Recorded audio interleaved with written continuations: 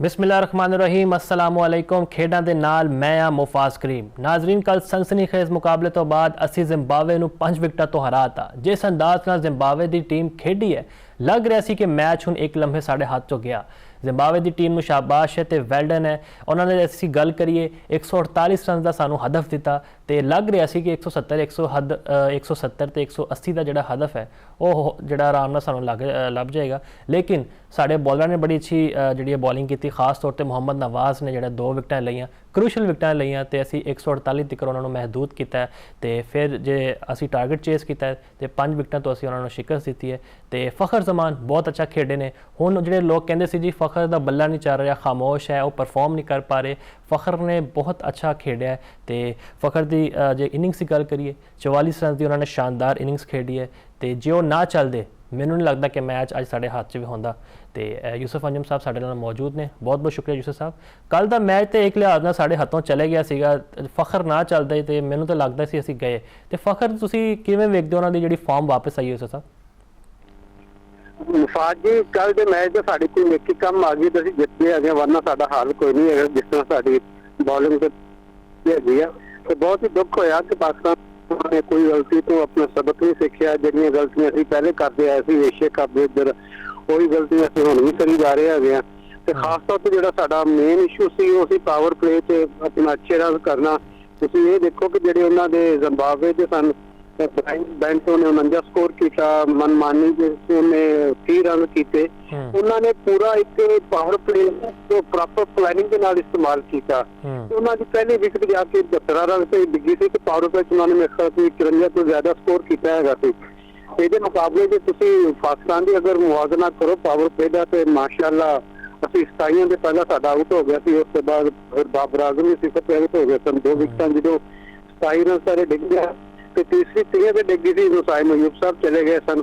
तो उसके बाद टीम का संभालना मेरे ख्याल से अगर कल फखर ना होंदा, जिदा तुसीं बिल्कुल ठीक आख्या कि अगर फखर एक जिम्मेदाराना उन्होंने फिर भी 44 रन की अगर वो कर दी जाए तो फिर तो बिल्कुल साडी टीम फारग हैगी। तो यूसुफ साहब सिकंदर रजा ने कहा कि असीं पाकिस्तान को कोई ना टफ नहीं समझते, असीं साडे वास्ते श्रीलंका भी उवें बराबर है जिवें पाकिस्तान है। तो उन्होंने भी कल 34 रन की बड़ी जबरदस्त इनिंग्स खेडी है। तो सानूं लगता है कि सिकंदर की गल बिल्कुल ठीक है तो अगे जाके जो दीगर मैचेज ने उन्होंने भी सानूं तंग करनगे। देखो जी, बिल्कुल जी T20 फॉर्मेट है जो कोई टीम भी हल्की नहीं ली जा सकती। तो फाइनल तुहानूं याद होगा कि जिम्बाब्वे कप्तान ने कहा कि असीं तगड़ा मुकाबला करांगे, सानूं आसान टीम ना समझा जाए। सिकंदर रजा तुहानूं पता कि पाकिस्तानी विकटां दे काफ़ी लोग PSL मैच खेलते हैं, इतने बड़े मकबूल भी है, उन्होंने सारी कंडीशन का भी पता तो पाकिस्तानी बैटर से बॉलर की उन्होंने खूबियां तो खामियां का भी बिल्कुल अंदाजा है। तो उन्होंने कल बड़ी जबरदस्त कप्तानी की थी। वो तो तुसीं देखो उन्होंने को 2 कैच छुट गए सन जिसकी वजह से उन्होंने अपना मैच उन्होंने निकल गया सी, वरना मैच तो 18 ओवर तक तो उन्होंने हाथ से हैगा सी। इस क्योंकि पाकिस्तानी टीम के खास तौर पर जो पहले भी जिक्र किया कि जो टॉप ऑर्डर से बिल्कुल ना फखर जमान, मोहम्मद नवाज, इस सानू उस्मान खान की तारीफ करनी चाहिए कि उन्होंने खेडी हैगी है। ये भी चौको नहीं की जा सकती क्योंकि तुहानूं पता कि वो छक्के ते चौके लगाने के माहिर ने। लेकिन साहब हजे भी मैं वेख रहा सोशल मीडिया ते लोग तनकीद करते सन कि उस्मान खान ज़्यादा टोलबाजी गल करते पे सी कि जिहड़ी उन्हां दी शॉर्ट सिलेक्शन है उहदे विच बड़ा मसला आ रहा सीगा। जी बिल्कुल, उस्मान खान की पूरी बहुत उन्होंने बात जिन्हें दिखाया गया कि उन्होंने अपना थोड़ा बहुत होमवर्क किया होना, अपनी खामियां दूर करने की कोशिश की होनी। तो नवे मुंडे है ने ज़ाहिर इन्हां च टैलेंट है, लेकिन इन्होंने थोड़ा जिहा गाइड करने की लोड़ है, समझाने की लोड़ है कि किस कंडीशन किस तरह तुसीं बैटिंग करनी है। तुहाडी बल्लेबाजी उदों दा ठीक चलदी है कि जदों तुसीं पहलों वारी ला रहे हो, तुसीं इस बड़ा हदफ देना होवे, स्कोर बोर्ड उपर जदों तुसीं रन चेज कर रहे होगे उदों तुहानूं जिहड़ी गेम की कंडीशन हैगी आ उन्हां दी जिहड़ी प्लानिंग हैगी आ किन्ने ओवरां किन्ने रन सही किस बॉलर ने किस तरह हिट करनी है, किस बॉलर खिलाफ सिंगल डबल करने हैं ये करने की लोड़ होती है। तो टीम कामयाब होंगे जो इनके स्कोर बोर्ड पर नजर रख के अपनी बैटिंग करती हैं। तो कल उस्मान खान ने बड़ा अच्छा अपना एक इनिंग्स खेली है जिनकी यादगार इनिंग्स कह सकते हैं जिस जो उन्होंने करियर की है वा एक सेंचुरी उन्होंने बनाई थी। उसके बाद वो ज़ाहरा खिलाफ जा रहे सन, टीमों बाहर भी पिट गए उन्होंने। वो चूंकि साडा क्योंकि मेन जो इशू है वो है कीपिंग का ਤੁਹਾਨੂੰ ਪਤਾ ਕਿ ਰਿਜ਼ਵਾਨ ਇਹਨਾਂ ਨੇ ਖਿਡਾਇਆ ਬਾਹਰ ਕੱਢਿਆ ਹੋਇਆ, ਉਸ ਤੋਂ ਬਾਅਦ ਮੁਹੰਮਦ ਹਾਰਿਸ ਨੂੰ ਮੌਕਾ ਦਿੱਤਾ। ਮੁਹੰਮਦ ਹਾਰਿਸ ਨੂੰ ਹਾਲਾਂਕਿ ਇਹਨਾਂ ਵਿੱਚਾਂ 'ਚ ਮੌਕਾ ਦੇਣ ਦੀ ਜ਼ਰੂਰਤ ਨਹੀਂ, ਅਸੀਂ ਬਾਹਰ ਬਿਠਾ ਦਿੱਤਾ। ਹੁਣ ਸਾਡੇ ਕੋਲ ਚੰਗੇ ਪ੍ਰਾਪਰ ਕੀਪਰ ਹੀ ਕੋਈ ਨਹੀਂ ਹੈਗਾ। Sahibzada Farhan part time keeper ਨੇ। ਉਸਮਾਨ ਖਾਨ ਨੂੰ ਕਹਿ ਸਕਦੇ ਹੋ ਕਿਸੇ ਹੱਦ ਤੱਕ ਯਾਨੀ ਕਿ 70-80% ਉਹ ਕੀਪਿੰਗ ਕਰਦੇ ਹੈ ਨੇ, ਹਾਲਾਂਕਿ ਉਹਨਾਂ ਦਾ ਜਿਹੜਾ ਅਸਲ ਕੰਮ ਤਾਂ ਬਿਹਤਰ ਹੈਗਾ। ਹੁਣ ਕਿਉਂਕਿ ਸਾਡੇ ਕੋਲ ਕੀਪਰ ਕੋਈ ਨਹੀਂ ਹੈਗਾ, ਤੇ ਅਸੀਂ ਪਾਰਟ ਟਾਈਮ ਦੇ ਤੌਰ ਤੇ ਜ਼ਾਹਰਾ ਉਸਮਾਨ ਖਾਨ ਨੂੰ ਰੱਖਣ 'ਚ ਮਜਬੂਰ ਹੈਗੇ ਆ। ਤੇ ਮੇਰੇ ਖਿਆਲ 'ਚ ਅੱਛਾ ਯੂਸਫ ਸਾਹਿਬ, ਜੇ ਬਾਬਰ ਆਜ਼ਮ ਦੀ ਗੱਲ ਕਰੀਏ, ਅਸੀਂ 2 ਸਾਲ ਬਾਅਦ ਜਾ ਕੇ ਉਹਨਾਂ ਦਾ ਬੱਲਾ ਇੱਕ ਚੱਲਿਆ, ਲੇਕਿਨ ਕੱਲ ਅਸੀਂ ਵੇਖਦੇ ਪਏ ਸੀ ਕਿ ਉਹਨਾਂ ਦਾ ਜਿਹੜਾ ਬੈਟ ਹੈ ਤੇ ਜਿਹੜਾ ਪੈਡ ਹੈ ਉਹਦੇ ਵਿੱਚ ਬੜਾ ਫਰਕ ਹੁੰਦਾ ਹੈ। ਉਹ ਇਸ ਚੀਜ਼ ਨੂੰ ਕਵਰ ਹੀ ਨਹੀਂ ਕਰ ਪਾ ਰਹੇ ਹੈ। ਮਤਲਬ ਮਾਈਕ ਹੈਸਨ ਸਾਹਿਬ ਬੜੀ ਟੀਮਾਂ ਦੀ ਇਹਨਾਂ ਨੇ ਕੋਚਿੰਗ ਕੀਤੀ ਹੈ, ਤੇ ਬਾਬਰ ਨੂੰ ਦੱਸਦੇ ਨਹੀਂ ਕਿ ਇਹ ਤੇਰਾ ਜਿਹੜਾ ਵੀਕਨੈਸ ਹੈ ਇਹਨੂੰ ਤੂੰ ਠੀਕ ਕਰ। ਹਾਂਜੀ, ਬਾਬਰ ਦਾ ਠੀਕ ਹੈ। ਆਪਣਾ ਵਨਡੇ 'ਚ ਉਹਨਾਂ ਨੇ ਕੀਤੇ ਨੇ, ਥੋੜੇ ਜਿਹੇ ਉਹਨਾਂ ਦੇ ਫਾਰਮ ਤੋਂ ਉਹਨਾਂ ਦੇ ਵਾਪਸ ਆਈ ਸੀ, ਤੇ ਉਸ ਤੋਂ ਬਾਅਦ ਸਾਰੇ ਬੜੇ ਖੁਸ਼ ਸਨ ਕਿ ਚਲੋ ਬੱਲੇਬਾਜ਼ ਚਾਹੀਦਾ ਜਿੰਨੀ ਸਾਨੂੰ ਬੜੀ ਲੋੜ ਹੈ, ਜਿਸ ਕਿਉਂਕਿ ਬਾਬਰ ਆਜ਼ਮ ਚਲੇ ਗਏ, ਟੀਮ ਦੁਆਰਾ ਹੌਸਲਾ ਪੈਂਦਾ ਸਾਨੂੰ ਕੋਈ ਟੀਮ ਅੱਛਾ ਪਰਫਾਰਮ ਕਰੇਗੀ। ਬੈਟਿੰਗ ਵਿੱਚ ਸਾਰੀ ਵਕਵਾਤ ਤੇ ਮਰਕਜ਼ ਇਹੀ ਹੁੰਦੇ ਨੇ। ਉਹਨਾਂ ਨੂੰ ਹੁਣ ਟੀਮ 'ਚ ਪਾਇਆ ਸੀ ਕਿ ਚਲੋ T20 'ਚ ਉਹਨਾਂ ਨੂੰ ਪਾ ਲਓ, ਕਿ ਚਲੋ ਇੱਕ ਪਾਸੇ ਦਾ ਆਰਾਮ ਨਾਲ ਖੇਡਦੇ ਰਹਿਣਗੇ, ਤੇ ਆਪਣੀ ਜਿਹੜਾ ਐਂਡ ਹੈਗਾ ਰੋਕਦੇ ਰਹਿਣਗੇ। ਅਸੀਂ ਤਾਂ ਰਿਜ਼ਵਾਨ ਨੂੰ ਨਾਰਾਜ਼ ਕਰਤਾ T20 ਵਿੱਚ, ਅਸੀਂ ਐਡ ਹੀ ਨਹੀਂ ਕੀਤਾ, ਫਿਰ ਨਾ ਸੈਂਟਰਲ ਕੰਟਰੈਕਟ ਉਹਨਾਂ ਨੇ ਸਾਈਨ ਕੀਤਾ। ਤੇ ਹੁਣ ਬਾਬਰ ਨੂੰ ਜੇ ਮੌਕਾ ਮਿਲਿਆ ਤੇ ਬਾਬਰ ਪਰਫਾਰਮ ਨਹੀਂ ਕਰਨਗੇ, 0 ਤੇ ਆਊਟ ਆਉਣਗੇ, ਫਿਰ ਤੇ ਜਿਹੜਾ ਫੈਨਸ ਬੜੇ ਮਾਯੂਸ ਹੋ ਜਾਣਗੇ। ਦੇਖੋ ਜੀ, ਬਾਬਰ ਆਜ਼ਮ ਨੂੰ ਚਾਹੀਦਾ ਨਾ ਕਿ ਹੁਣ T20 ਤੇ ਵੀ ਪਰਫਾਰਮ ਕਰੇ। ਬਾਬਰ ਨੂੰ ਸਭ ਤੋਂ ਜ਼ਿਆਦਾ ਅੰਦਾਜ਼ਾ ਉਹਨੂੰ ਖੁਦ ਹੈਗਾ ਕਿ ਮੈਂ ਕਿਹੜੀ ਗੇਮ 'ਚ ਕਿਉਂ ਆਊਟ ਹੋ ਰਿਹਾ ਹੈਗਾ, ਬਾਰ-ਬਾਰ ਮੈਂ ਸਪਿਨਰ ਕੋਲ ਆਊਟ ਕਿਉਂ ਹੋ ਰਿਹਾ, ਬਾਰ-ਬਾਰ LBW में क्यों हो रहा है फास्ट बॉलर के सामने। ਇਹ ਜਦੋਂ ਤੱਕ ਉਹਨਾਂ ਦਾ ਜਿਹੜਾ ਬੈਟ ਤੇ ਪੈਰ ਦਰਮਿਆਨ ਜਿਹੜਾ ਗੈਪ ਹੈਗਾ ਉਹਨੂੰ ਕਵਰ ਨਹੀਂ ਕਰਨਗੇ, ਉਦੋਂ ਤੱਕ ਉਹਨਾਂ ਦੀ ਮਿਸਾਲ ਪੈਦਾ ਹੋਣਗੇ। ਹੁਣ ਕਿਉਂਕਿ ਬੜੇ ਚੁੱਕਵਾਦ ਤੋਂ ਬਾਅਦ ਸਾਰੇ ਲੋਕ T20 ਮੌਕਾ ਦੇਣਾ ਚਾਹੀਦਾ ਹੈਗਾ, ਤਾਂ ਕਿ ਜਿਹੜਾ ਕੋ ਵਰਲਡ ਕੱਪ ਹੈਗਾ ਉਹਦੀ ਤਿਆਰੀ ਕੀਤੀ ਜਾ ਸਕੇ, ਅੱਛਾ ਹੋ ਸਕੇ।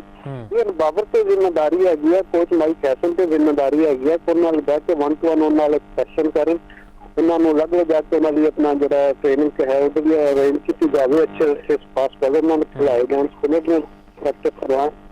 ਤੇ ਉਹ ਖਾਮੀ ਯਾਨੀ ਕਿ ਸਿਰਫ ਬਾਬਰ ਆਜ਼ਮ ਹੀ ਆਪਣੇ ਆਪ ਦੂਰ ਕਰ ਸਕਦੇ ਨੇ। ਜ਼ਾਹਰਾ ਕੋਚ ਵੀ ਉਹਨੂੰ ਸਮਝਾ ਹੀ ਸਕਦਾ ਹੈਗਾ, ਸਾਥੀ ਬੱਲੇਬਾਜ਼ ਸੀ ਖਿਲਾੜੀ ਨੂੰ ਹਿਦਾਇਤ ਕਰ ਸਕਦੇ ਹਨ। ਤੇ ਜਦੋਂ ਤੱਕ ਬਾਬਰ ਆਪਣਾ ਖੁਦ ਰੰਗ ਨਹੀਂ ਕਰੇਗਾ, ਹਾਲਾਂਕਿ ਉਹਨਾਂ ਤੇ ਕੋਈ ਐਸੀ ਜ਼ਿੰਮੇਵਾਰੀ ਨਹੀਂ ਸੀ ਕਿ ਤੁਸੀਂ ਜਾਂਦਿਆਂ ਦੀ ਵੱਡੀਆਂ ਕੰਮ ਬਾਬਰ ਨੂੰ ਸਿਰਫ ਆਖਿਆ ਗਿਆ ਕਿ ਤੁਸੀਂ ਇਹ ਕਹਿੰਦੇ ਰੋਕਣਾ ਵਿਕਟ ਨੂੰ ਬਚਾ ਕੇ ਰੱਖੀ, ਦੂਜੇ ਪਾਸੇ ਜਿਹੜੇ ਰੰਗ। ਬਿਲਕੁਲ ਠੀਕ ਹੈ ਯੂਸਫ ਸਾਹਿਬ, ਸਹੀ ਗੱਲ ਕਰ ਰਹੇ ਸੀਗੇ। ਪਾਕਿਸਤਾਨ ਟੀਮ ਨੂੰ ਜਿਹੜਾ ਹੈ ਨਾ ਹੁਣ ਬੜਾ ਵੇਖਣਾ ਪਵੇਗਾ, ਕਿਉਂਕਿ ਜ਼ਿੰਬਾਬਵੇ ਦੇ ਖਿਲਾਫ ਜਿਵੇਂ ਅਸੀਂ ਜਿੱਤੇ ਹਾਂ, ਇਹ ਸਾਨੂੰ ਵੀ ਪਤਾ ਹੈ ਕਿਸ ਤਰ੍ਹਾਂ ਅਸੀਂ ਜਿਹੜਾ ਉਹਨਾਂ ਨੂੰ ਹਰਾਇਆ ਹੈ। ਜ਼ਿੰਬਾਬਵੇ ਦੀ ਟੀਮ ਦੀ ਤਾਰੀਫ ਕਰਨੀ ਚਾਹੀਦੀ ਹੈ, ਬਹੁਤ ਅੱਛਾ ਖੇਡੀ ਹੈ ਉਹ ਟੀਮ।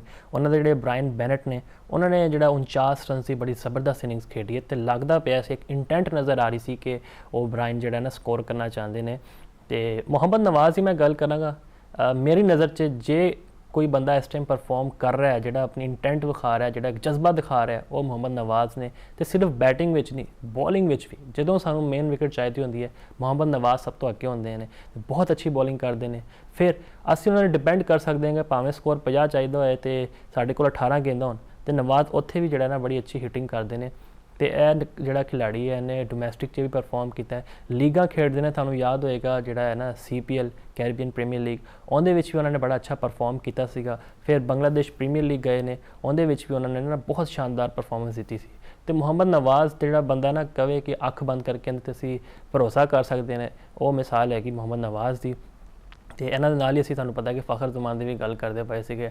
ਹੁਣ ਜਿਹੜੀ ਉਹ ਜ਼ੁਬਾਨਾਂ ਸੀਗੀ ਨਾ ਜਿਹੜੇ ਕਹਿੰਦੇ ਸੀਗੇ ਕਿ ਜੀ ਇਹਦੀ ਜਗ੍ਹਾ ਨਹੀਂ ਬਣਦੀ, ਉਹਨੇ ਵੀ ਪਰਫਾਰਮ ਕਰਕੇ ਦੱਸਤਾ। ਬਹਿਰਹਾਲ ਅਸੀਂ ਇਹ ਮੈਚ 'ਤੇ ਜਿਹੜਾ ਰੋਸ਼ਨੀ ਪਾਈ ਹੈ। ਯੂਸਫ ਸਾਹਿਬ ਕੋਲੋਂ ਪੁੱਛਦੇ ਹਾਂ, ਯੂਸਫ ਸਾਹਿਬ ਇੱਕ ਬੜਾ ਅਹਿਮ ਮੌਜੂ, ਬੜਾ ਇੱਕ ਜਿਹੜਾ ਹੈ ਨਾ ਨਾਜ਼ਰੀਨ ਦੇ ਵੀ ਜ਼ਿਹਨਾਂ ਵਿੱਚ ਸਵਾਰ ਹੈ ਕਿ ਅਜ਼ਹਰ ਅਲੀ ਸਾਡੇ ਸਾਬਕ ਕਪਤਾਨ ਰਹਿ ਚੁੱਕੇ ਨੇ, ਬੜੇ ਅੱਛੇ ਖਿਡਾਰੀ ਨੇ, ਬੜੇ ਅੱਛੇ ਰਨਸ ਵੀ ਕੀਤੇ ਨੇ, ਸੈਂਚਰੀਆਂ ਹੈਗੀਆਂ, ਟੈਸਟ ਮੈਚ ਦੇ ਬੜੇ ਅੱਛੇ ਖਿਡਾਰੀ ਸਨ। ਉਹਨਾਂ ਨੇ ਕੱਲ੍ਹ ਰਿਜ਼ਾਈਨ ਕੀਤਾ ਹੈ, ਆਪਣੀ ਜਿਹੜੀ ਨਾ ਸਿਲੈਕਸ਼ਨ ਕਮੇਟੀ ਦੇ ਵੀ ਮੈਂਬਰ ਸੀਗੇ। ਵਜੂਹਾਤ ਸਾਹਮਣੇ ਨਹੀਂ ਆ ਰਹੀਆਂ ਨੇ, ਕੋਈ ਕਹਿ ਰਿਹਾ ਜੀ ਕਿ ਸਰਫਰਾਜ਼ ਅਹਿਮਦ ਨੂੰ ਜਿਹੜਾ ਅੰਡਰ 19 ਤੇ ਜਿਹੜਾ ਯੰਗਸਟਰਸ ਨੇ ਉਹਨਾਂ ਦੀ ਜਿਹੜੀ ਜ਼ਿੰਮੇਵਾਰੀਆਂ ਦਿੱਤੀਆਂ ਕੋਚਿੰਗ ਵਗੈਰਾ ਦੀਆਂ, ਉਸ ਤੋਂ ਖਫਾ ਨਜ਼ਰ ਆ ਰਹੇ ਨੇ। ਤੇ ਜਿਹੜੇ ਬਾਕੀ ਲੋਕ ਨੇ ਸਿਲੈਕਸ਼ਨ ਕਮੇਟੀ 'ਚ ਜਿਵੇਂ ਅਸਰ ਸ਼ਫੀਕ ਤੇ ਅਲੀਮ ਡਾਰ, ਉਹ ਵੀ ਮੁਲਕ ਵਾਸਤੇ ਜਿਹੜਾ ਖਿਦਮਾਤ ਦੇ ਰਹੇ ਨੇ। ਤੇ ਅਜ਼ਹਰ ਅਲੀ ਨੂੰ ਜਲਦਬਾਜ਼ੀ ਨਹੀਂ ਕੀਤੀ ਉਹਨਾਂ ਨੇ ਖਾਮਖਾ, ਉਹ ਵੀ ਮੁਲਕ ਵਾਸਤੇ ਰੁਕ ਜਾਂਦੇ। ਜਿਹੜੇ ਹੈ ਨੇ ਮੈਦਾਨ के ਇਸ ਵੇਲੇ ਪਾਕਿਸਤਾਨੀ ਸਭ ਤੋਂ ਸ਼ਰੀਫ ਕ੍ਰਿਕਟਰ ਹੈ ਨੇ ਤੇ ਭਲੇ ਮਾਨਸ ਨੇ ਜਿਵੇਂ ਮਿਜ਼ਾਜ ਦੇ ਮਾਲਕ ਹੈ ਨੇ, ਤੇ ਉਹਨਾਂ ਦਾ ਚਿੰਕੇ ਹੈ ਉਹਨੂੰ ਅਸਤੀਫਾ ਦੇ ਦਿੱਤਾ ਹੈਗਾ। ਇਹ ਜਿਵੇਂ ਤੌਰ ਤੇ ਸਾਡੇ ਲਈ ਵੀ ਪਰੇਸ਼ਾਨੀ ਦੀ ਗੱਲ ਹੈ ਕਿ ਐਸਾ ਬੰਦਾ ਜਿਹੜਾ ਬਿਲਕੁਲ ਕੂਲ ਮਾਈਂਡ ਹੈਗਾ, ਉਹ ਬੜਾ ਸਮਝਦਾਰੀ ਨਾਲ ਚੀਜ਼ਾਂ ਸਾਰੀਆਂ ਕਰਦਾ, ਉਹਦਾ ਅਸਤੀਫਾ ਦੇਣਾ ਉਹਦੇ ਪਿੱਛੇ ਕਈ ਸਾਰੀ ਵਜੂਹਾਤ ਹੋ ਸਕਦੀਆਂ ਨੇ, ਜਿਵੇਂ ਕਿ ਅਸੀਂ ਬਿਲਕੁਲ ਠੀਕ ਕਰਕੇ ਕਿ ਵਜ੍ਹਾ ਤੋਂ ਉਹਨਾਂ ਦੀ ਹੈ ਜਿਵੇਂ ਤੌਰ ਤੇ, ਕਿਉਂਕਿ ਹੁਣ ਅੱਗੋਂ ਵਰਲਡ ਕੱਪ ਇੰਡੀਆ ਅੰਡਰ 19 ਦਾ ਵੀ ਹੈ ਫਰਵਰੀ ਵਿੱਚ। ਇਹਦੇ ਵਾਸਤੇ ਉਹਨਾਂ ਨੂੰ ਪੀਸੀਬੀ ਨੇ ਟਾਸਕ ਦਿੱਤਾ ਸੀ ਕਿ ਤੁਸੀਂ ਡਿਵੈਲਪਮੈਂਟ ਦੇ ਤੌਰ ਤੇ ਸਾਰਾ ਕੰਮ ਕਰਨਾ ਹੈਗਾ, ਮੁੰਡਿਆਂ ਨੂੰ ਲੱਭਣਾ ਹੈਗਾ, ਉਹਨਾਂ ਦੀ ਕੈਂਪੇਨ ਦਾ ਪਲਾਨ ਬਣਾਉਣਾ ਹੈਗਾ। ਉਹ ਸਾਰਾ ਕੰਮ ਉਹਨਾਂ ਨੇ ਬੜੀ ਇਮਾਨਦਾਰੀ ਨਾਲ ਮੈਰਿਟ ਦੇ ਮੁਤਾਬਕ ਕੀਤਾ ਸੀ। ਕੈਂਪ ਵੀ ਲਾਇਆ ਸੀ ਇਹਨਾਂ ਨੇ ਮੈਦਾਨ ਦੇ ਵਿੱਚ, ਅਜੇ ਵੀ ਕੈਂਪ ਪਾਕਿਸਤਾਨ ਟੀਮ ਦਾ 19 ਦਾ ਮੈਦਾਨ ਵਿੱਚ ਜਾਰੀ ਹੈਗਾ। ਤੁਸੀਂ ਇਹ ਜ਼ਿਲ੍ਹਾ ਤੋਂ ਉਹਨਾਂ ਦਾ ਬਿਲਕੁਲ ਜ਼ਰੂਰ ਹੈਗਾ ਕਿ ਜਦੋਂ ਤੁਸੀਂ ਇੱਕ ਵਰਲਡ ਕੱਪ ਸਿਰ ਤੇ ਆ ਗਿਆ, ਸਾਰੀ ਨੇ ਜਿਹੜੀ ਚੀਜ਼ਾਂ ਪਲਾਨ ਕੀਤੀਆਂ ਨੇ, ਤੁਸੀਂ ਮੇਰੇ ਤੇ ਲਿਆ ਕੇ ਹੋਰ ਉੱਤੇ ਬੰਦਾ ਬਿਠਾ ਦਿੱਤਾ ਹੈਗਾ ਕਿ ਇੰਚਾਰਜ ਹੋਏਗਾ। ਇਹਦਾ ਮਤਲਬ ਤੇ ਹੋ ਰਿਹਾ ਨਾ ਯੂਸਫ, ਫਿਰ ਜੈਲਸੀ ਫੈਕਟਰ ਆ ਗਿਆ ਕਿ ਜੀ ਉਹ ਹਸਨ ਹੋ ਰਹੀ ਹੈ ਨਾ ਵੀ ਸਹੀ। ਕਮ ਸੇ ਕਮ ਤੁਹਾਨੂੰ ਇਤਮਾਦ 'ਚ ਲੈਣਾ ਚਾਹੀਦਾ ਸੀ ਆਪਣਾ ਨਾਲ ਬਿਠਾ ਕੇ ਉਹਦੇ ਨੂੰ, ਤੇ ਇਸ ਵਜ੍ਹਾ ਤੋਂ ਕਿਉਂ ਤਾਂ ਉਹ ਨਾਰਾਜ਼ ਹੋਏ ਨੇ। ਦੂਸਰਾ ਤੁਹਾਨੂੰ ਪਤਾ ਕਿ ਜਿਹੜੀ ਸਾਡੀ ਸਿਲੈਕਸ਼ਨ ਅੱਜ ਕੱਲ੍ਹ ਹੋ ਰਹੀ ਹੈ, ਜਿਹੜਾ ਮੇਨ ਕਿਰਦਾਰ ਹੈਗੇ ਨੇ ਉਹ ਕਪਤਾਨ ਆਕਿਬ ਜਵੇਦ ਤੇ ਮਾਈਕ ਹੈਸਨ ਨੇ, ਤੇ ਬਾਕੀ ਜਿਹੜੇ ਦੂਸਰੇ ਸਿਲੈਕਟਰ ਹੈ ਨੇ ਉਹਨਾਂ ਨੂੰ ਉਸੇ ਤਰ੍ਹਾਂ ਨਹੀਂ ਕੀਤਾ ਜਾਂਦਾ ਜਿਸ ਤਰ੍ਹਾਂ ਮਾਜ਼ੀ ਕੀਤਾ ਜਾਂਦਾ ਸੀ ਸਿਲੈਕਟਰ ਨੂੰ। ਕਈ ਮਾਮਲਾ 'ਚ ਉਹਨਾਂ ਦੀ ਰਾਏ ਵੀ ਨਹੀਂ ਲਈ ਜਾਂਦੀ। ਤੇ ਜਦੋਂ ਤੁਹਾਡੇ ਮਾਮਲਾ ਸਿਰਫ ਇਹ ਹੋਣ ਕਿ ਤੁਸੀਂ ਸਿਰਫ ਤਨਖਾਹ ਲੈਣੀ ਹੈਗੀ ਆ ਤੇ ਬਾਕੀ ਤੁਸੀਂ ਆਪਣਾ ਜਿਹੜਾ ਹੈ ਆਪਣੇ ਚੀਜ਼ਾਂ ਨੂੰ ਵਿਅਕਤ ਕਰਦੇ ਰਹਿਣਾ ਹੈਗਾ, ਉੱਥੇ ਫਿਰ ਇੱਕ ਵਕਤ ਆਉਂਦਾ ਕਿ ਬੰਦਾ ਕਹਿੰਦਾ ਕਿ ਯਾਰ ਜਦੋਂ ਜਿਹੜਾ ਮੈਂ ਜਜ਼ਬੇ ਨਾਲ ਕੰਮ ਕਰਨਾ ਚਾਹੁੰਦਾ ਸੀ ਉਹ ਕੰਮ ਹੀ ਨਹੀਂ ਕਰ ਪਾ ਰਿਹਾ, ਤੇ ਮੇਰੇ ਚੀਜ਼ਾਂ ਨਹੀਂ ਹੋ ਰਹੀਆਂ, ਤੇ ਮੈਂ ਫਿਰ ਇਹ ਤਰ੍ਹਾਂ ਕੇ ਕਰਦਾ ਜਾਂ ਤਨਖਾਹ ਲੈ ਕੇ ਕੀ ਕਰਨੀ ਹੈਗੀ ਹੈ। ਇਹਦੇ ਨਾਲ ਇੱਕ ਜਿਹੜਾ ਮੇਨ ਇਸ਼ੂ ਇੱਕ ਉਹ ਵੀ ਇਨਕੇ ਹੋ ਸਕਦੀ ਵਜ੍ਹਾ ਹੈ ਅਸਤੀਫਾ ਦੇਣ ਦੀ, ਉਹ ਇਹ ਹੈ ਕਿ ਜਿਹੜੇ ਅੰਡਰ 19 ਟੀਮ ਹੈਗੀ ਨਾ, ਇਹਦੇ ਤੇ ਜਿਹੜੇ ਉਹਨਾਂ ਦੇ ਜਿਹੜੇ ਬੇਟੇ ਨੇ ਉਹ ਵੀ ਟੀਮ ਦਾ ਹਿੱਸਾ ਹੈਗੇ ਨੇ।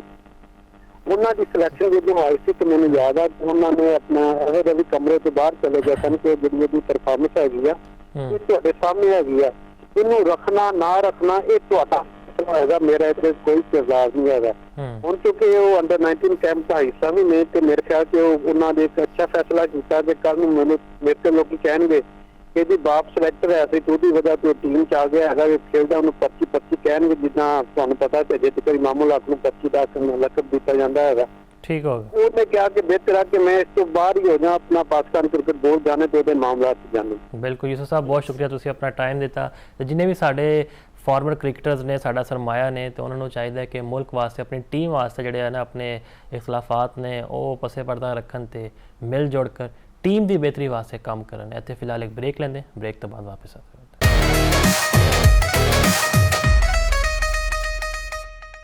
ਬ੍ਰੇਕ ਤੋਂ ਬਾਅਦ ਖੁਸ਼ ਆਮਦੀਦ। ਯਾਸਿਰ ਸਾਹਿਬ ਸਾਡੇ ਨਾਲ ਮੌਜੂਦ ਨੇ। ਯਾਸਿਰ ਸਾਹਿਬ, ਬਹੁਤ ਸ਼ੁਕਰੀਆ ਸਾਡੇ ਨਾਲ ਜੁੜੇ ਹੋ।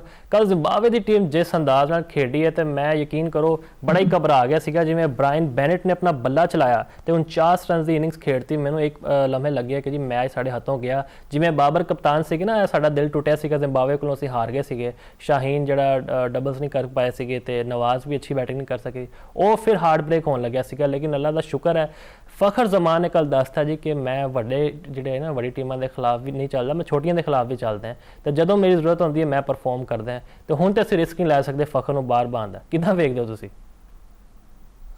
ਬਹੁਤ ਸ਼ੁਕਰੀਆ ਮੁਫਾਜ਼ ਸਾਹਿਬ। ਜਿਹੜਾ ਖੌਫ ਲੋਕਾਂ ਦੇ ਵਿੱਚ ਹੈ, ਜਿਸ ਤਰ੍ਹਾਂ ਪਾਕਿਸਤਾਨ USA ਕੋ ਹਾਰਿਆ ਹੈ ਜਾਂ ਪਾਕਿਸਤਾਨ UAE ਜਾਂ ਓਮਾਨ ਵਰਗੀਆਂ ਟੀਮਾਂ ਕੋ ਫਸ ਜਾਂਦਾ, ਉਹ ਖੌਫ ਹਜੇ ਵੀ ਹੈ ਔਰ ਜਾਇਜ਼ ਹੈ। ਉਹ ਤੁਹਾਡਾ ਜਿਹੜਾ ਖੌਫ ਸੀ ਔਰ ਸਰਪ੍ਰਾਈਜ਼ ਦਾ ਜਿਹੜਾ ਐਲੀਮੈਂਟ ਤੁਸੀਂ ਕਹਿ ਰਹੇ ਸੀ ਕਿ ਮਿਲ ਸਕਦਾ ਹੈ, ਤੇ ਸਰਪ੍ਰਾਈਜ਼ ਕੱਲ ਹੀ ਜਿਹੜਾ ਨਾ ਮਿਲ ਜਾਣਾ ਸੀ। ਤੇ ਇਹਦਾ ਕ੍ਰੈਡਿਟ ਸਾਰਾ ਜ਼ਿੰਬਾਬਵੇ ਨੂੰ ਜਾਂਦਾ ਹੈ। ਪਹਿਲਾ ਮੁਕਾਬਲਾ ਖੇਡ ਰਹੇ ਸੀ ਪਾਕਿਸਤਾਨ ਦੇ ਵਿੱਚ ਟਰਾਈ ਸੀਰੀਜ਼ ਦਾ, ਤੇ ਕੰਡੀਸ਼ਨ ਨੂੰ ਅਡਾਪਟ ਕਰਨਾ ਔਰ ਇਸ ਤਰ੍ਹਾਂ ਖੇਡਣਾ, ਸਾਰਾ ਕ੍ਰੈਡਿਟ ਜਿਹੜਾ ਨਾ ਜ਼ਿੰਬਾਬਵੇਨ ਟੀਮ ਤੇ ਕਪਤਾਨ ਸਿਕੰਦਰ ਰਜ਼ਾ ਨੂੰ ਜਾਂਦਾ ਹੈ। ਪਾਕਿਸਤਾਨ ਨੇ ਟਾਸ ਜਿੱਤਿਆ, ਟਾਸ ਅੱਛਾ ਜਿੱਤਿਆ ਪਾਕਿਸਤਾਨ ਨੇ। ਜਿਹੜੀ ਕੰਡੀਸ਼ਨਸ ਸੀ, ਪਹਿਲਾਂ ਅਗਰ ਬੈਟਿੰਗ ਜਿਹੜੀ ਸੀ ਉਹ ਥੋੜੀ ਮੁਸ਼ਕਲ ਸੀ, ਬਾਅਦ ਚ ਤੁਹਾਨੂੰ ਪਤਾ ਡਿਊ ਆਣੀ ਸੀ ਤੇ ਉਹਦਾ ਪੂਰਾ ਜਿਹੜਾ ਨਾ ਫਾਇਦਾ ਉਠਾਉਣ ਦੀ ਕੋਸ਼ਿਸ਼ ਕੀਤੀ ਸਲਮਾਨ ਅਲੀ ਆਗਾ ਨੇ।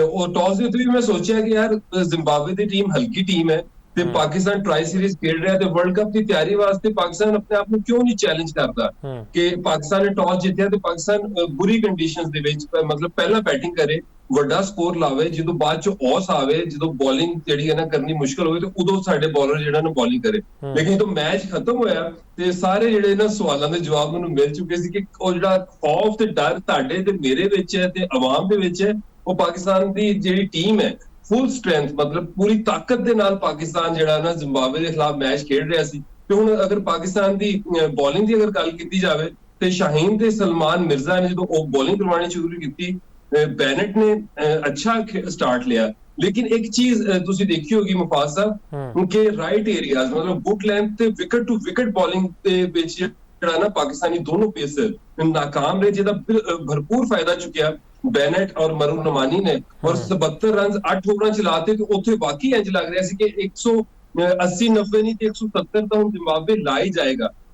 ਨਵਾਜ਼ ਆਇਆ, ਨਵਾਜ਼ ਦਾ ਫੁੱਲ ਟਾਸ ਸੀ, ਅੱਛਾ ਬਾਲ ਨਹੀਂ ਸੀ, ਲੱਕ ਵੀ ਜ਼ਿੰਬਾਬਵੇਨ ਦੇ ਨਾਲ ਨਹੀਂ ਰਹੀ। 170-180 ਹੋ ਜਾਂਦਾ ਤੇ ਤੁਹਾਨੂੰ ਲੱਗਦਾ ਕਿ ਅਸੀਂ ਚੇਸ ਕਰ ਸਕਦੇ ਸਨ ਉਹ ਸਕੋਰ? ਦੇਖੋ ਜਿਸ ਤਰ੍ਹਾਂ ਬਾਅਦ ਚ ਜਿਸ ਤਰ੍ਹਾਂ ਮੈਚ ਅਨਫੋਲਡ ਹੋਇਆ, 91 ਦੇ ਉੱਤੇ ਇੱਕ ਆਊਟ ਸੀ ਬ੍ਰੈਂਡਨ ਟੇਲਰ, ਜਿਸ ਤਰ੍ਹਾਂ ਰਨ ਆਊਟ ਹੋਇਆ ਉਸ ਤੋਂ ਬਾਅਦ ਥੋੜਾ ਜਿਹਾ ਬ੍ਰੇਕ ਹੋਇਆ, ਬੈਨਟ 49 ਰਨਸ ਕਰਕੇ ਗਿਆ, ਬੜਾ ਹੀ ਅੱਛਾ 49 ਰਨ ਸੀ। ਅਗਰ ਉਹ ਤਿੰਨ ਖਿਲਾੜੀ ਜਿਹੜੇ ਸੀ ਉਹ ਦੇਖਿਆ ਜਾਏ ਉਹਨਾਂ ਦੇ ਡਿਸਮਿਸਲਸ ਤੇ ਲੱਕ ਦਾ ਫੈਕਟਰ ਪਾਕਿਸਤਾਨ ਦੇ ਨਾਲ ਸੀ ਤੇ 170-80 ਅਗਰ ਪਾਕਿਸਤਾਨ ਨੂੰ ਚੇਸ ਕਰਨਾ ਪੈਂਦਾ। ਔਰ ਜਿਸ ਤਰ੍ਹਾਂ ਪਾਕਿਸਤਾਨ ਦੀ ਬੈਟਿੰਗ ਦਾ ਆਗਾਜ਼ ਹੋਇਆ, ਰਿਚਰਡ ਨਗਾਰਵਾ ਉਹਦੇ ਨਾਲ ਜਿਹੜਾ ਬ੍ਰੈਡ ਐਵਨਸ ਨੇ ਜਿਸ ਤਰ੍ਹਾਂ ਆਊਟ ਕੀਤਾ ਬਾਬਰ ਆਜ਼ਮ ਨੂੰ ਤੇ ਉਹਨੂੰ ਸਾਹਿਬਜ਼ਾਦਾ ਫਰਹਾਨ ਨੂੰ। ਸਾਹਿਬਜ਼ਾਦਾ ਫਰਹਾਨ ਇਸ ਤਰ੍ਹਾਂ ਲੱਗ ਰਿਹਾ ਸੀ ਜਿਸ ਤਰ੍ਹਾਂ ਆਪਣੇ ਏਰੀਆ ਦੀ ਬਾਲ ਨੂੰ ਲੱਭ ਰਹੇ ਨੇ, ਜਿਹੜੀ ਓਵਰ ਪਿਚ ਬਾਲ ਹੋਏਗੀ ਉਹਨੂੰ ਉਹ ਹਿੱਟ ਕਰਦੇ ਨੇ। ਜਿਸ ਤਰ੍ਹਾਂ ਜਸਪ੍ਰੀਤ ਬੁਮਰਾਹ ਨੂੰ ਜਾਂ ਇੰਡੀਅਨ ਦੇ ਖਿਲਾਫ ਉਹਨਾਂ ਨੇ 2 ਫਿਫਟੀਆਂ ਕੀਤੀਆਂ ਤੇ ਉਹਦੇ ਵਿੱਚ ਵੀ ਜਿਹੜੀ ਅੱਗੇ ਬਾਲ ਪਿਚ ਹੁੰਦੀ ਨਾ ਉਹਨੂੰ ਬੜਾ ਅੱਛਾ ਹਿੱਟ ਕਰਦੇ ਨੇ। ਥੋੜੀ ਜਿਹੀ ਸ਼ਾਰਟ ਆਫ ਲੈਂਥ ਬਾਲ ਹੋਵੇ ਤੇ ਉੱਥੇ ਫਸਦੇ ਨੇ ਤੇ ਆਫ ਸਾਈਡ ਦੀ ਜਿਹੜੀ ਉਹਨਾਂ ਦੀ ਗੇਮ ਹੈ ਨਾ ਮੁਫਾਜ਼ਲ, ਉਹ ਇੰਨੀ ਤਗੜੀ ਨਹੀਂ ਹੈ ਤੇ ਉਹਨਾਂ ਨੂੰ ਆਪਣੀ ਆਫ ਸਾਈਡ ਦੀ ਗੇਮ ਦੇ ਉੱਤੇ ਨਾ ਕੰਮ ਕਰਨਾ ਪਏਗਾ, ਕਿਉਂਕਿ ਸ਼ਾਰਟ ਆਫ ਲੈਂਥ ਬਾਲਾਂ ਜਾਂ ਤਗੜੀ ਜਿੱਥੇ ਬਾਲ ਥੋੜਾ ਨਿਪ ਕਰਕੇ ਅੰਦਰ ਆਉਂਦਾ ਹੈ, ਚਾਹੇ ਉਹ ਸਾਹਿਬਜ਼ਾਦਾ ਫਰਹਾਨ ਹੋ, ਬਾਬਰ ਆਜ਼ਮ ਵੀ 0 ਦੇ ਉੱਤੇ ਆਊਟ ਹੋਏ ਨੇ। ਉਸ ਤੋਂ ਬਾਅਦ ਜਿਹੜੇ ਸਾਇਮ ਅਯੂਬ ਨੇ ਬੈਟਿੰਗ ਕਰਦੇ ਹੋਏ 26 ਗੇਂਦਾਂ ਦੇ ਵਿੱਚ 22 ਸਕੋਰ, ਇਹੀ ਸਿਲਸਿਲਾ ਅਗਰ ਜਾਰੀ ਰਿਹਾ ਤੇ ਮਾਸ ਸਦਾਕਤ ਜਿਹੜੇ ਇਸ ਵਕਤ ਕਤਰ ਦੇ ਵਿੱਚ ਮੌਜੂਦ ਨੇ ਔਰ ਸਕੋਰ ਦੇ ਉੱਤੇ ਸਕੋਰ ਕਰ ਰਹੇ ਨੇ ਔਰ ਤਗੜਾ ਸਕੋਰ ਕਰ ਰਹੇ ਨੇ ਔਰ ਇੰਜ ਲੱਗ ਰਿਹਾ ਕਿ ਉਹਨਾਂ ਨੂੰ ਛੋਟੇ ਲੜਕਿਆਂ ਦੇ ਖਿਲਾਫ ਖਿਡਾਇਆ ਜਾ ਰਿਹਾ ਹੈ। ਔਰ ਸਾਇਮ ਅਯੂਬ ਜਿਸ ਤਰ੍ਹਾਂ ਸਟਰਗਲ ਕਰ ਰਹੇ ਨੇ ਤੇ ਉਹ ਦਰਵਾਜ਼ੇ ਸ਼ਰਵਾਜ਼ੇ ਹੁਣ ਸਮਝ ਲਓ ਕਿ ਬੰਦ ਜਿਹੜੇ ਸੀ ਨਾ ਉਹ ਖੋਲ ਦਿੱਤੇ ਨੇ, ਕਿਉਂਕਿ ਆਵਾਮ ਦੇ ਸਾਹਮਣੇ ਆ ਚੁੱਕਿਆ। ਸਾਰੇ ਲੋਕ ਜਦੀਦ ਕ੍ਰਿਕਟ ਹੁਣ ਆ ਗਈ ਪਾਕਿਸਤਾਨ ਟੀਮ ਵਿੱਚ ਹੈ, ਜਦੀਦ ਤੇ ਨਜ਼ਰ ਨਹੀਂ ਆ ਰਹੀ ਤੇ ਐਸਾ ਲੱਗਦਾ ਪਿਆ ਜਿਵੇਂ ਸਾਇਮ ਕੱਲ ਟੈਸਟ ਮੈਚ ਖੇਡਦੇ ਪਏ ਸਨ। ਹਾਂਜੀ ਉਹ ਬਿਲਕੁਲ ਹੀ ਜਿਹੜੇ ਨਾ ਬੌਕ ਡਾਊਨ ਹੋ ਜਾਂਦੇ ਨੇ। ਸਲਮਾਨ ਅਲੀ ਆਗਾ ਤੇ ਸਾਇਮ ਅਯੂਬ ਦੋਨੋਂ ਇੰਜ ਲੱਗਦਾ ਹੈ ਕਿ ਵਨਡੇ ਦੇ ਵਿੱਚ ਬਹੁਤ ਹੀ ਅੱਛਾ ਖੇਡਦੇ ਨੇ, ਉਹਨਾਂ ਦੀ ਕ੍ਰਿਕਟ ਹੈ, ਲੇਕਿਨ ਜਿਸ ਤਰ੍ਹਾਂ ਹੀ T20 ਕ੍ਰਿਕਟ ਦੇ ਵਿੱਚ ਆਉਂਦੇ ਨੇ ਤੇ ਆਪਣੀ ਬੋਲਿੰਗ ਦੇ ਪਿੱਛੇ ਛੁਪਦੇ ਨੇ। ਸਾਇਮ ਅਯੂਬ को भी 4 ओवर करवाए गए ने, बॉलिंग अच्छी की।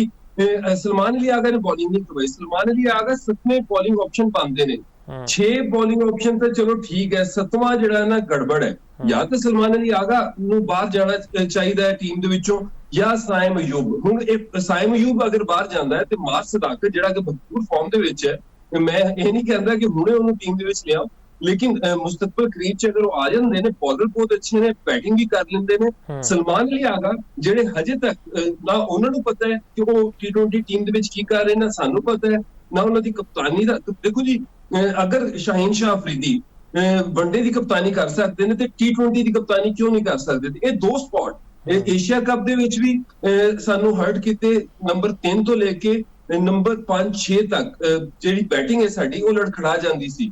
ਉਸ ਤੋਂ ਬਾਅਦ ਅਗਰ ਫਖਰ ਜ਼ਮਾਨ ਦੀ ਗੱਲ ਕੀਤੀ ਜਾਵੇ ਤੇ ਉਸਮਾਨ ਦੀ ਗੱਲ ਕੀਤੀ ਜਾਵੇ, ਜਦੋਂ 4 ਆਊਟ ਹੋ ਗਏ ਸਨ ਤੇ ਅਗਰ ਉਹ 90 ਰਨ ਦੀ ਪਾਰਟਨਰਸ਼ਿਪ ਨਾ ਲੱਗਦੀ, 60 ਰਨ ਦੀ ਪਾਰਟਨਰਸ਼ਿਪ ਨਾ ਲੱਗਦੀ ਤੇ ਪਾਕਿਸਤਾਨ ਨੂੰ ਮੈਚ ਹੋ ਸਕਦਾ ਹੈ ਕਿ ਪਾਕਿਸਤਾਨ ਹਾਰ ਜਾਂਦਾ। ਲੇਕਿਨ ਆਖਰ ਤੱਕ ਵੀ ਜਦੋਂ ਫਖਰ ਆਊਟ ਹੋ ਗਿਆ, ਨਵਾਜ਼ ਨੇ 20 ਸਕੋਰ ਕੀਤਾ। ਨਵਾਜ਼ ਦਾ ਕੈਚ ਸੈਕੰਡ ਲਾਸਟ ਓਵਰ ਦੇ ਵਿੱਚ ਛੁੱਟਿਆ, ਅਗਰ ਕੈਚ ਫੜਿਆ ਜਾਂਦਾ, ਉਹ ਨੋ ਬਾਲ ਨਾ ਹੁੰਦਾ ਵੇਸਟ ਹਾਈਟ ਵਾਲਾ, ਤੇ ਫਿਰ ਵੀ ਚੀਜ਼ਾਂ ਜਿਹੜੀਆਂ ਨਾ ਮੁਖਤਲਿਫ ਹੋ ਸਕਦੀਆਂ ਸੀ। ठीक है। अच्छा यासिर साहब, ए दसो जरा, कल बाबर फिर अपना बल्ला नहीं खोल सके।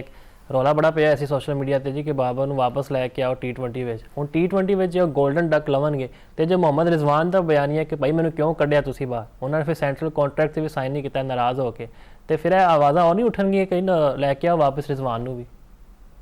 अगर देखो मोड ऑफ डिसमिसल देखे जाए ना बाबर आजम दे ते विंदर सिंह ਦੇ ਖਿਲਾਫ ਜਾਂ ਹਸਰੰਗਾ ਦੇ ਖਿਲਾਫ ODI ਸੀਰੀਜ਼ ਦੇ ਵਿੱਚ ਜਿਸ ਤਰ੍ਹਾਂ ਆਊਟ ਹੋਏ, ਹਸਰੰਗਾ ਨੇ ਤਾਂ ਗੁਗਲੀ ਮਾਰੀ ਸੀ, ਉਹ ਗੁਗਲੀ ਨਹੀਂ ਪੜੀ ਗਈ। ਵਿੰਦਰ ਸਿੰਘ ਦਾ ਜਿਹੜਾ ਸੀ ਉਹ ਟੌਪ ਸਪਿਨਰ ਸੀ, ਥੋੜਾ ਜਿਹਾ ਪੈ ਕੇ ਅੰਦਰ ਆਇਆ। ਤੇ ਫਾਸਟ ਬਾਲਰ ਜਿਸ ਤਰ੍ਹਾਂ ਬ੍ਰੈਡ ਐਵਨ ਨੇ ਬਾਲ ਕੀਤਾ, ਉਹ ਵੀ ਪੈ ਕੇ ਅੰਦਰ ਆਇਆ। ਹੁਣ ਸਾਹਿਬਜ਼ਾਦਾ ਫਰਹਾਨ ਜਿਸ ਤਰ੍ਹਾਂ ਆਊਟ ਹੋਇਆ, ਬਾਲ ਪੈ ਕੇ ਅੰਦਰ ਆਇਆ ਤੇ ਡੰਡੇ ਉੱਡ ਗਏ। ਤੇ ਇਹ ਬੈਟਸਮੈਨ ਨੂੰ ਪਤਾ ਹੋਣਾ ਚਾਹੀਦਾ ਹੈ ਬਾਬਰ ਦੀ ਕਲਾਸ, ਮਤਲਬ ਵਰਲਡ ਕਲਾਸ ਬੱਲੇਬਾਜ਼ ਹੈ, 4000 ਤੋਂ ਜ਼ਿਆਦਾ T20 ਰਨਸ ਹੈ, 6000 ਤੋਂ ਜ਼ਿਆਦਾ ODI ਰਨਸ ਹੈ ਤੇ 20 ਸੈਂਚਰੀਆਂ ਵੀ ਕਰ ਰਹੀਆਂ, ਰਿਕਾਰਡ ਸੈਂਚਰੀਆਂ। ਤੇ ਇੰਨਾ ਸ਼ਾਰਪ ਤੇ ਅਲਰਟ ਜ਼ਰੂਰ ਹੋਣਾ ਚਾਹੀਦਾ ਸੀ ਕਿ ਬ੍ਰੈਡ ਐਵਨ ਜਿਹੜਾ ਨਾ ਬਾਲ ਨੂੰ ਅੰਦਰ ਲਿਆ ਰਿਹਾ, ਅੱਛੀ ਲੈਂਥ ਦੇ ਉੱਤੇ ਬਾਲ ਕਰ ਰਿਹਾ, ਤੇ ਉੱਥੇ ਜਿਹੜਾ ਨਾ ਇਹਨੂੰ ਥੋੜੇ ਜਿਹੇ ਆਪਣੇ ਰਿਫਲੈਕਸਿਸ ਤੇਜ਼ ਕਰਕੇ ਉਸ ਬਾਲ ਨੂੰ ਮੈਨੇਜ ਕਰਨਾ ਚਾਹੀਦਾ ਸੀ। ਤੇ ਦੂਸਰੀ ਜਿਹੜੀ ਗੱਲ ਹੈ ਕਿ ਰਿਜ਼ਵਾਨ ਦੀ, ਤੇ ਰਿਜ਼ਵਾਨ ਹਾਲਾਂਕਿ ਉਸਮਾਨ ਨੇ ਸਕੋਰ ਕੀਤਾ ਹੈ, 37 ਰਨ ਕੀਤਾ ਹੈ, ਅੱਛਾ ਜਿਹੜਾ ਨਾ ਸਕੋਰ ਲਾਇਆ, ਲੇਕਿਨ ਫਿਰ ਵੀ ਕਿਉਂਕਿ ਸ੍ਰੀਲੰਕਾ ਦੇ ਬਾਰੇ ਕਹਿ ਰਹੇ ਸੀ ਨਾ ਟੋਲਬਾਜ਼ੀ ਕਰਦੇ ਰਹੇ ਨੇ, ਮੈਂ ਵੀ ਵੇਖਿਆ ਉਹਨਾਂ ਜਿਹੜੀ ਸ਼ਾਰਟ ਸਿਲੈਕਸ਼ਨ ਹੈ ਨਾ, ਖੇਡਣ ਦਾ ਅੰਦਾਜ਼ ਉਹ ਕੁਝ ਖਾਸ ਨਜ਼ਰ ਨਹੀਂ ਆ ਰਿਹਾ ਸਾਨੂੰ। ਦੇਖੋ ਰਿਜ਼ਵਾਨ ਦਾ ਕੰਪੈਰੀਜ਼ਨ ਤਾਂ ਉਸਮਾਨ ਦੇ ਨਾਲ ਨਹੀਂ ਬਣਦਾ ਨਾ। ਉਸਮਾਨ ਜਿਹੜਾ ਕਿ T20 ਦੀ ਪ੍ਰੋਡਕਟ ਹੈ, ਅਗਰ ਇੱਕ ਹੀ ਪ੍ਰੋਡਕਟ ਤੁਸੀਂ ਕਹਿ ਸਕਦੇ ਹੋ ਜਿਹੜੀ ਫਾਈਂਡ ਇਸ ਵਕਤ ਪਾਕਿਸਤਾਨ ਨੈਸ਼ਨਲ ਟੀਮ ਦੇ ਵਿੱਚ ਉਹ ਖੇਡ ਰਹੀ ਹੈ ਉਹ PSL ਦੀ, ਤੇ ਉਸਮਾਨ ਖਾਨ ਹੀ ਹੈ, ਕਿਉਂਕਿ ਡੋਮੈਸਟਿਕ ਦਾ ਜ਼ਿਆਦਾ ਤਜਰਬਾ ਇਹਨਾਂ ਦੇ ਕੋਲ ਹੈ ਨਹੀਂ, ਡੋਮੈਸਟਿਕ ਨੂੰ ਇਹਨਾਂ ਨੇ ਖੇਡਣੀ ਸ਼ੁਰੂ ਕੀਤੀ ਹੈ। ਤੇ ਮੁਹੰਮਦ ਰਿਜ਼ਵਾਨ ਤੇ ਸਾਲ ਜਦੋਂ ਸਰਫਰਾਜ਼ ਦਾ ਦੌਰ ਸੀ ਤਾਂ ਉਦੋਂ ਵੀ ਮੈਂ ਕਹਿੰਦਾ ਹੁੰਦਾ ਸੀ ਕਿ ਇਹਨੂੰ ਲੇਟ ਟੀਮ 'ਚ ਲਿਆਂਦਾ ਗਿਆ, 2-3 ਸਾਲ ਪਹਿਲਾਂ ਇਹਨੂੰ ਟੀਮ ਦੇ ਵਿੱਚ ਲਿਆ ਕੇ ਖਿਲਾਉਣਾ ਚਾਹੀਦਾ ਸੀ, ਚਾਹੇ ਵਿਕਟ ਕੀਪਰ ਨਾ ਖੇਡਦੇ, ਰਿਜ਼ਵਾਨ ਐਜ਼ ਅ ਬੈਟਸਮੈਨ ਜ਼ਰੂਰ ਟੀਮ ਦੇ ਵਿੱਚ ਹੁੰਦੇ।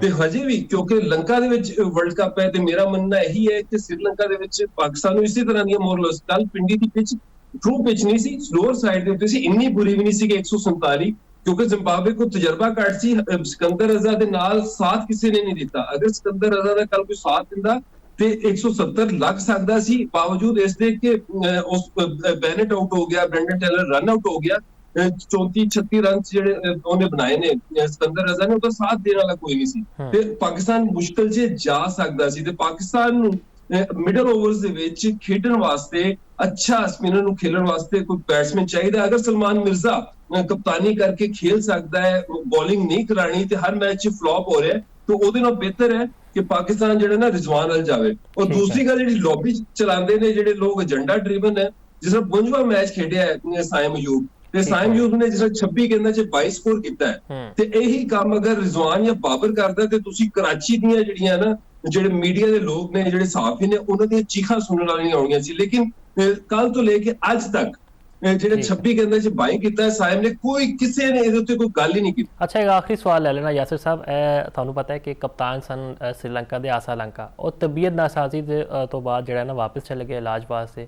ਉਹਨਾਂ ਬਾਰੇ ਚ ਇੰਡੀਅਨ ਮੀਡੀਆ ਪ੍ਰੋਪੇਗੈਂਡਾ ਕਰ ਰਿਹਾ ਹੈ ਕਿ ਇਹਨਾਂ ਨੇ ਉਕਸਾਇਆ ਸੀ ਸ੍ਰੀਲੰਕਨ ਟੀਮ ਨੂੰ ਕਿ ਅਸੀਂ ਵਾਪਸ ਜਾਂਦੇ ਹਾਂ ਤੇ ਸਿਕਿਉਰਿਟੀ ਦੇ ਹਾਲਾਤ ਪਾਕਿਸਤਾਨ ਦੇ ਨਾ ਉਹ ਠੀਕ ਨਹੀਂ ਨੇ। ਤੁਸੀਂ ਸਮਝਦੇ ਹੋ ਕਿ ਜਿਹੜਾ ਬਿਆਨੀਆ ਪ੍ਰੋਪੇਗੈਂਡਾ ਕਰ ਰਿਹਾ ਇੰਡੀਆ ਉਹਨਾਂ ਦੇ ਬਾਰੇ, ਉਹ ਸਹੀ ਹੈ? ਮੁਫਾਜ਼ ਸਾਹਿਬ, ਇੱਕ ਤਾਂ ਜਿਹੜਾ ਇੰਡੀਅਨ ਮੀਡੀਆ ਹੈ ਨਾ, ਇੰਨੀਆਂ ਕੋਈ ਚਵਲਾ ਮਾਰਦਾ ਨਾ ਮਾਜ਼ਰਤ ਦੇ ਨਾਲ ਕਿ ਬੰਦਾ ਉਹਨਾਂ ਨੂੰ ਸੁਣਨ ਦਾ ਮਤਲਬ ਉਹਨਾਂ ਦੀ ਕੀ ਗੱਲ ਕੀਤੀ ਜਾਵੇ, ਝੂਠ ਤੇ ਬੇਬੁਨਿਆਦ ਗੱਲਾਂ ਕਰੀ ਜਾਣਗੇ। ਮੇਰਾ ਤਾਂ ਯਕੀਨ ਕਰੋ ਸੁਣਨ ਨੂੰ ਦਿਲ ਹੀ ਨਹੀਂ ਕਰਦਾ। ਹੁਣ ਇੱਕ ਗੱਲ ਦਾ ਸਰ ਪੈਰ ਹੈ, ਮੀਡੀਆ ਨਾ ਕਹੋ, ਇਹਨਾਂ ਨੂੰ ਜੋਕਰ ਮੀਡੀਆ ਕਹੋ, ਜਿਹੜਾ ਇੰਡੀਆ ਉਹ ਜਿਹੜੇ ਹਾਲਾਤ ਨੇ ਨਾ। ਹਾਂਜੀ उनकी एक रिस्पेक्टेड प्लेयर है, कप्तान है श्रीलंकन टीम ਦਾ, ਉਹ ਜਾ ਕੇ ਆਪਣਾ ਮੈਡੀਕਲ ਸਰਟੀਫਿਕੇਟ ਜਿਹੜਾ ਦਿਖਾਉਂਦਾ ਫਿਰ ਮੀਡੀਆ ਦੇ ਉੱਤੇ ਕਿ ਯਾਰ ਦੇਖੋ ਮੈਂ ਵਾਕਈ ਬਿਮਾਰ ਹੈ। ਠੀਕ ਹੈ ਯਾਸਿਰ ਸਾਹਿਬ, ਬਹੁਤ ਬਹੁਤ ਸ਼ੁਕਰੀਆ, ਤੁਸੀਂ ਆਪਣਾ ਕੀਮਤੀ ਵਕਤ ਦਿੱਤਾ ਹੈ। ਤੇ ਇਹ ਸਾਰੇ ਮਾਮਲਾਤ ਸਨ, ਤੇ ਉਮੀਦ ਹੈ ਕਿ ਜ਼ਿੰਬਾਬਵੇ ਤੋਂ ਅਸੀਂ ਜਿੱਤ ਗਏ ਨੇ। ਹੁਣ ਸ੍ਰੀਲੰਕਾ ਦਾ ਜਿਹੜਾ ਸਾਡਾ ਮੁਕਾਬਲਾ ਹੋਏਗਾ ਨੈਕਸਟ, ਉਹਦੇ ਵਿੱਚ ਸਾਡੀ ਟੀਮ ਅੱਛਾ ਪਰਫਾਰਮ ਕਰੇਗੀ। ਤੇ ਸ੍ਰੀਲੰਕਾ ਨੂੰ ਜਿਸ ਤਰ੍ਹਾਂ ਅਸੀਂ ODI ਸੀਰੀਜ਼ ਹਰਾਈ ਹੈ, ਇਹ ਜਿਹੜੀ T20 ਟਰਾਈ ਸੀਰੀਜ਼ ਹੈ, ਇਹ ਵੀ ਅਸੀਂ ਆਪਣੇ ਨਾਮ ਕਰਨਗੇ। ਇਹ ਸਾਰੇ ਮੌਜ਼ੂਆਤ ਸਨ ਜਿਨ੍ਹਾਂ ਦਾ ਅਸੀਂ ਚਾਨਣ ਪਾਇਆ। ਬਹੁਤ ਸ਼ੁਕਰੀਆ ਤੁਸੀਂ ਆਪਣਾ ਟਾਈਮ। ਅੱਲਾ ਹਾਫਿਜ਼।